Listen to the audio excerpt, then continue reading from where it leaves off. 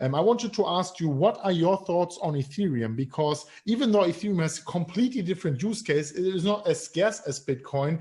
I personally think it is some kind of a supercomputer. If Bitcoin is digital gold, Ethereum is digital oil. So do you have any thoughts about Ethereum? Are you bullish on it? Are you bearish on it? Would you ever at any time in the future maybe consider investing into Ethereum? I think that a simplistic way to look at the crypto industry is you have one institutional grade safe haven asset, which is Bitcoin, digital gold, and that is an appropriate thing to put an institutional treasury into for 30 years.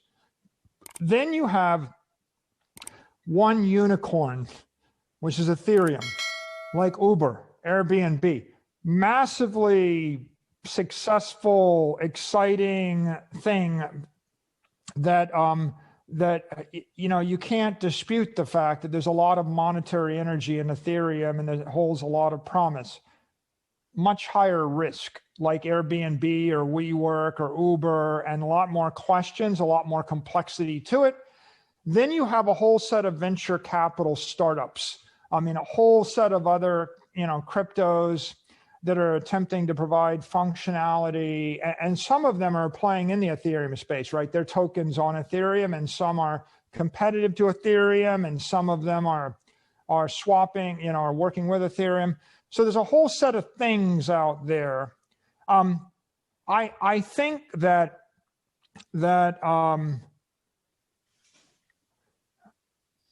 the theoretical use of a crypto, crypto, the entire approach of crypto is you're trying to create a living creature in cyberspace that transcends a company or a country, right? You're trying to release something in cyberspace that will live on its own. And you want to do that because you don't want to be crippled by a CEO or a company or a regulatory jurisdiction. You want it to be something which is of the people of the world. And Bitcoin clearly has succeeded. It's of the people of the world. There's no country, there's no company, you can't change it. It's its own thing. It's a life force of sorts. Is there a place for other crypto networks? They're almost like each crypto is like a religion, right? Like, do you worship the religion of thermodynamics and integrity and truth? That's kind of what Bitcoin is. Do you worship the religion of privacy? Well, if you worship the religion of privacy, a privacy coin that's really optimized for privacy, that's what you're trying to release. Do you worship the religion of smart contracts between anonymous smart contracts, cross-border smart contracts? If it could be done on a centralized network, then you're going to have competition from a centralized exchange like a Binance or a Coinbase or whatever. But the negative of centralized exchanges is they have regulators, right? But they also have, but it's not just the one negative. They also have CEOs, and they also have, right? So they have corporations and they have nexus. And so if it can be done in a centralized way, the advantage is it's 1 billion times cheaper and faster to do it. And so there will be a Binance, there will be a Coinbase, there will be a Square, there will be a PayPal. But then what about the things that you don't want to be done that way? And maybe you want to cross jurisdictions because it's going to speed up technology innovation.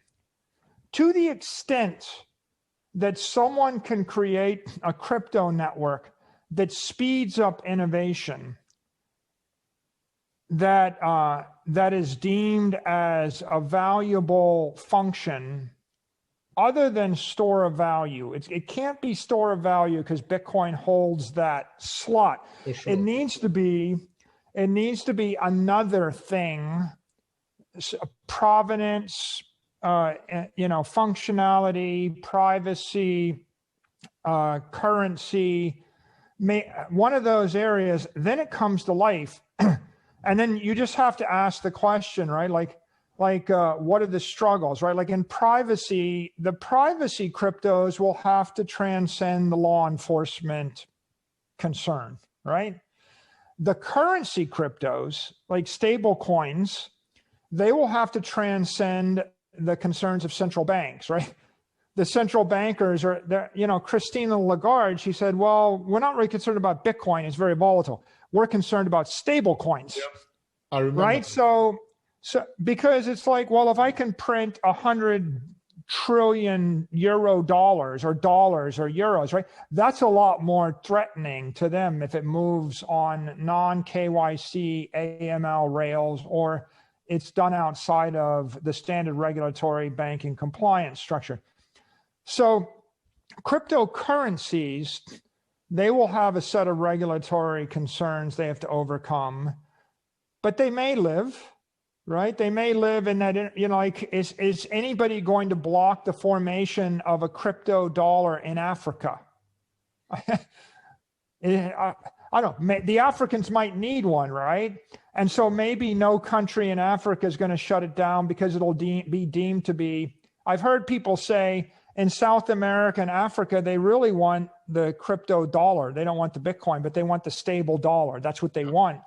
And so maybe those things form and they fill that niche, and that works well. And maybe the privacy thing comes to life. And with regard to DeFi, well, it'll come to life everywhere if it's viewed as a technical innovation that is more functional, that evolves faster than the centralized versions. But it will struggle if it is viewed as a competitor or as regulatory arbitrage, defeating the regulated exchanges, right? So there's space in cyberspace to create new crypto creatures. The most successful crypto creature is Bitcoin, right? That's an example of success. And the use case, the total addressable market of Bitcoin is $300 trillion. It's the biggest total addressable market of any digital network ever created in the history of the world. Bigger than Google, bigger than Apple, bigger than Facebook, bigger than Amazon, it's bigger than the internet in a way, because it's the internet of money, to paraphrase Andreas, right? It's all about money. I think that there's some interesting appeal to smart contracts, and there's interesting appeal in these other areas of functionality, currency, provenance, etc. I think that they're all at the venture phase. They're adventures, and something will happen, and someone will figure something out good. But if it's going to be a successful crypto as opposed to digital network, you're going to have to mate technology and ideology. Someone's going to have to love it so much that they'll lay down in front of a tank and die for it. If everybody in Africa is willing to fight and die for a privacy coin that emulates the dollar, it'll be successful, right? There has to be that ideology. They're like religions, right? These are like the 21st century religions. Do you believe in it and love it with all of your heart? And are you going to feed the flame? Because the altar of the Middle Ages has become the mining rig of the 21st century. If you would run the mining rig to mine Ethereum in your home, it's your religion. If you would run Zcash, if you would run another stable coin as your mining rig, then you're worshiping that religion. And now the question is, are you going to protect that mining rig when someone comes to kick your door in and take it away from you? Because the religions that made it through the dark ages, right, had people that they were willing to go underground and protect it. So, and then on the other hand, if it's just doing what Binance does, why you better find some arbitrage, some nuance. Maybe it's a regulatory arbitrage, but maybe if you can come up with some totally decentralized idea that causes people in cyberspace to be able to cooperate with each other 1,000 times faster. Like, for example, I mean, the argument against KYC AML is it slows everybody down. It takes them 3 months or 6 months in order to interact with each other instead of 6 seconds. And if I could take it to 6 seconds, then maybe I could trade with 197,000 counterparties on a Saturday afternoon. And then maybe that creates an emergent behavior, like in nature, some emergent process which creates something of beauty. If you can create that emergent process, then you can birth something that's going to live on in cyberspace. And I think that Bitcoin is that emergent process for monetary energy, and it doesn't need to be that much more than that, right? That's enough. That's like plankton. It's the base layer in the ecosystem. But then, you know, there's birds that fly, and there's fish that swim, and there's sharks that eat the fish. These are also life forms. And by the way, nature creates a lot of them. And, you know, the shark bird doesn't work, you know, like sometimes you try to do too much. So what do I think about Ethereum? I think it's evolving. There are all these things it wants to be, right? I mean, Ethereum 1.0 is a life form. Ethereum 2.0 is a different life form. So let's be clear, right? I can't give you an opinion on Ethereum 2.0 until it comes to life. And 3 years to 5 years after it comes to life, I'll tell you what I think of it. You know, and Ethereum 1.0, we can see what we think of that. And, you know, it's interesting world we live in. I think you just have to evaluate each of these things, and you have to be honest about what is that life form trying to do. If you wish, like we talk about path dependence. If you wish to dominate the ecosystem, you need to be a unique, beautiful creature that does something really well and better than all other creatures in the ecosystem that would compete with you for that energy. And so I think Ethereum is not going to displace and should not really compete with Bitcoin. I think it's a mistake.